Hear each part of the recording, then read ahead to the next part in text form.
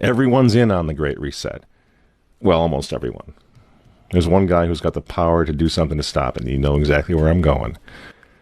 And they made a mistake. They tried to get Trump on their side, so they invited Donald Trump to Davos, I think a couple of times.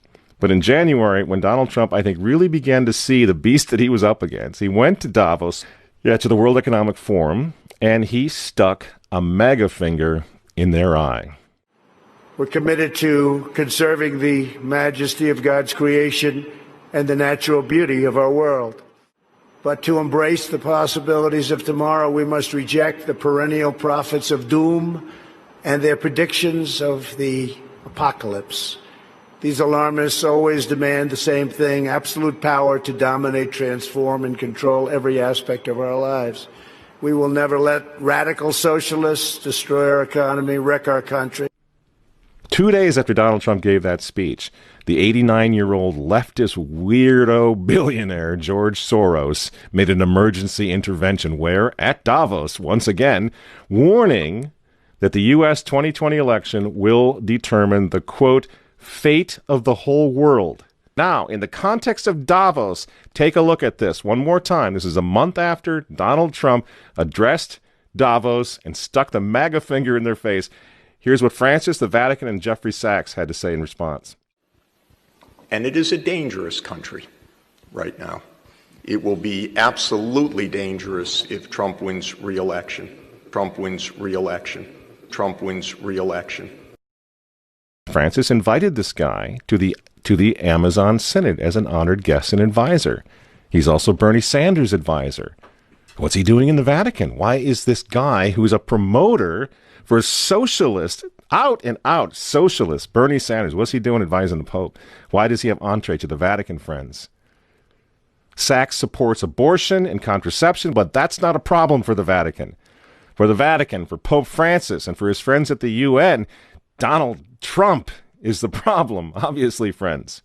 Clearly, I consider the Trump administration a danger to the world, but I regard it as a purely temporary phenomenon that will disappear in 2020. Do you get it?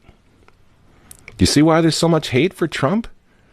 Because with all of his faults, again, he's the capitalist. He's not the globalist. He never will be one of them, which is why he pulled the United States out of the Paris Climate Agreement. Donald Trump pulled the United States out of the World Health Organization. That's Bill Gates and company.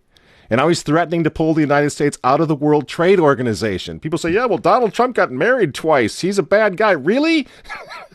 He's right in the face of the demons on this, friends. Nobody ever said he was a saint. He's knocking the sacred cows of the United Nations down all over the world right now. The General Assembly routinely votes 185 against the United States on almost everything right now. And you remember, speaking of the United Nations, in November of 2019, again, right before COVID landed, Trump went to the UN on the floor of the General Assembly, and he declared war on globalism. Wise leaders always put the good of their own people and their own country first. The future does not belong to globalists. The future belongs to patriots. And shortly after the speech at the UN, Donald Trump delivered, what do you think happened? The coronavirus was unleashed on the world, and Trump's booming U.S. economy went on life support. Do you think that was an accident? So when they tell all of us to stay home, wear your mask so grandma doesn't get sick, please understand what's really going on here. They don't care about your grandmother. They don't care about old people, these people. They don't care about babies. They want them aborted so that they can save the common home.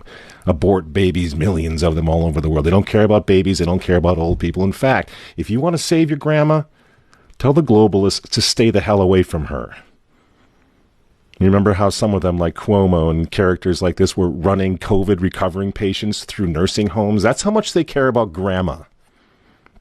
And the name of the game now is to bring the United States economy to its knees, get it out of the way, so that everyone will want the Great Reset.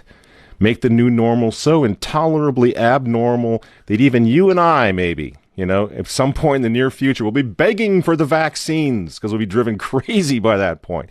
Begging for whatever else is going to keep us safe according to our jailers and our handlers and our zookeepers. You see?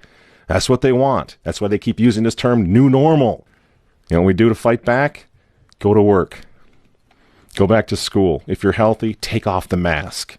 And for heaven's sake, go back to church and pray that Trump wins in November. That's what the reset was all. That's what the Russia hoax was all about. That's what the impeachment hoax was all about. Don't you see? For 4 years, they've been trying to stop this man because if he strengthens America, if he makes it great again, if he brings the economy back again, the reset won't happen. The New World Order is going to be set way back. Who knows when they're going to have another COVID opportunity like this one again, and they know it. So ask yourselves why they hate this man. These folks, these men, they hate God. They hate the unborn. They hate the traditional family. They hate you.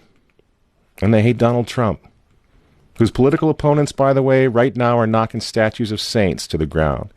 They're beating up cops, and they're burning flags. You say you don't like Trump. I'm sorry, friends, but who cares? That doesn't really matter anymore. What you think of Trump's personality or his tweets. Look at the big picture. The choice is simple, friends.